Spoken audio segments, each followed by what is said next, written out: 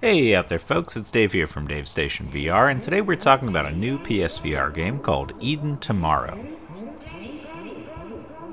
Eden Tomorrow is a sci-fi adventure story that clocks in around 4 to 5 hours long, and it's exclusive to the PSVR. It's had a demo for about a month or so, which is the first 30 minutes of the game, and we've all had a chance to play that. I did not enjoy it very much, so I wasn't really excited for the full game. But I had my chance to play through it, and I'll give you my thoughts, so let's get into it. The setup here feels very familiar to me. It reminds me a lot of Rabbits in the Journey or Farpoint. You are this spaceman, essentially in a lone escape pod, crashing onto an alien world, and you don't know what's going on. You have a floating robot companion who talks to you and helps you out. And you end up encountering a lot of creatures that look like dinosaurs, sort of, and it's like sandy, and you're in caves, and it just reminds me a lot of stuff we've already seen on the PSVR. However, you can really tell this was created by a much smaller team of developers than either Farpoint or Robinson. It's not a AAA game, it's not a AA game. It has very big ambitions in terms of the scope and the story they're trying to tell. But really, there's a lot of rough edges, and the gameplay just isn't there to hold it all together. So let's get into the gameplay. Over the course of your 4 to 5 hour journey through Eden Tomorrow, you will find yourself revisiting the same exact tedious gameplay mechanics over and over and over again. The main core of the game is walking around. It's sort of a walking simulator, but then there are moments where you take control of your robot friend. And that's kind of fun flying around at first. You get the feel for it, and it feels cool traversing the world that way. But there's not really puzzles, and the main thing that you're doing is just searching for one specific item, or 3 specific items in the case of energy cores, but I'll get to that later, and just bringing it back to your guy, and that's it, and then you move on. So there's nothing much going on in terms of the gameplay, either as the main character or as the robot. It's just a series of fetch quests, and then occasionally they'll throw in a moment where you have to slide down a hill, like turning left and right to avoid obstacles, or, various other stuff like crawling across a ledge comes up a few times. But those are really game-breaking in terms of the immersion, because, as soon as you get to that segment, you have to stop, line up just where it wants you to, hit X, and then it goes black for a second and then comes back, and you're in a totally different direction, like where you were facing before. It takes you out of the game, because it's like, hey, I know you've been walking for a while, but now it's the gameplay element. And it's just the same thing you've done already. It's balancing across a beam or sliding down a hill.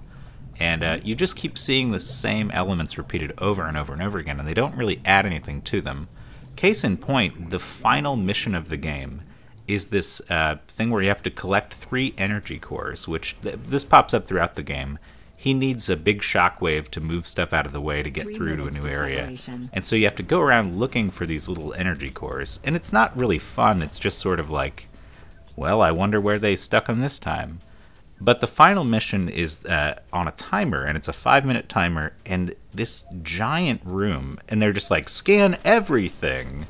And so you're going around like an idiot trying to scan the right thing, but the room is massive, and you only have 5 minutes, so you end up failing, and failing, and failing. And it's supposed to be building tension, like, oh, we're out of time, but you're just doing the same thing you did the whole game, with a timer for no reason, but it's just as tedious as it ever was. It's not exciting and fun just because they put a 5-minute timer on it. It's just very frustrating. So you end up replaying segments, sometimes way too many times. You'll die for a reason you don't expect, or the timer just runs out. It's not my favorite in terms of gameplay, I'll say that. Speaking of failing to establish tension in the way that they hope to, the storyline here, while I was kind of reeled in at the beginning and started thinking to myself, oh, wait, maybe once I get wrapped up in the story, I'll sort of overlook the gameplay elements and like it more than the demo. And for the first hour or two, I was kind of getting sucked into it. But after a while, it's just like, when they go from building suspense and mystery to try and building, tension and action and excitement, it just really doesn't land. The character interactions are really clunky, the voice acting isn't great, the robot will not shut the hell up. He's like Claptrap on ecstasy. But it doesn't really gel together in the way that it needs to get what it wants to get done story-wise. The best example of this I can think of is towards the end, there's this scene where you encounter Mother, who's the evil AI who's out to get all the humans that are left, and I don't want to spoil too much if you end up playing it, but essentially your robot friend says, hey, we're going to pull a trick on her, you access the terminal and act like something's wrong, and then switch over to me and I'll take care of the rest. And so you do that, and you're like, okay, cool, this is a story beat, we're about to pull a switcheroo on her and we're going to get her. But what happens is they don't tell you what he was planning to do or what you're supposed to do. So you're just inhabiting the robot and you're like floating around this giant room and you're like, what was the thing the story wanted me to do? What was supposed to be the exciting moment? And then eventually you figure it out and you're like, oh, okay, all right, well, let's move the story on. But it just doesn't really hit the way it's supposed to in terms of establishing those exciting moments towards the end or any kind of tension. The moments when you're running away from stuff feel very scripted, and it's very obvious, like, he'll say, follow me, and if you follow exactly where he is, you survive, and stuff lands just the right of you and just the left of you. And it's a big, exciting moment, right? But if you veer off slightly to the left, it goes to a white screen and you die. So it's very linear, you have to do exactly what it wants you to do. And in the end, after a while, that combined with the gameplay and the sort of lack of establishing the kind of scale of the story they want to do with a polished delivery. Like, they're going for big things, but it's just not polished enough to hit the moments that it needs to hit. The music is great, and it does its best to make it feel dramatic and orchestral and sci-fi, but it's not enough in the end. I want to take a minute to also talk about the graphics and the overall visual presentation here. There are certainly some moments of splendor, some real wow moments in the headset, specifically during these big set pieces where you're flying through a canyon and a giant alien worm is trying to eat you and all kinds of stuff. But as the game wears on, you start feeling like you're in these increasingly bland, wide-open environments with really low amount of detail, sometimes very dark, hard to even see what's going on. And there's just not really much there. It feels lifeless, and it almost feels like they ran out of money to keep making it as high quality as it was for the first half.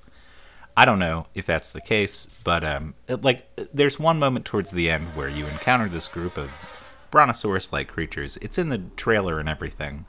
And you go down and you think, oh, this is going to be the wow moment. I'm going to walk amongst these creatures. It's going to be awesome.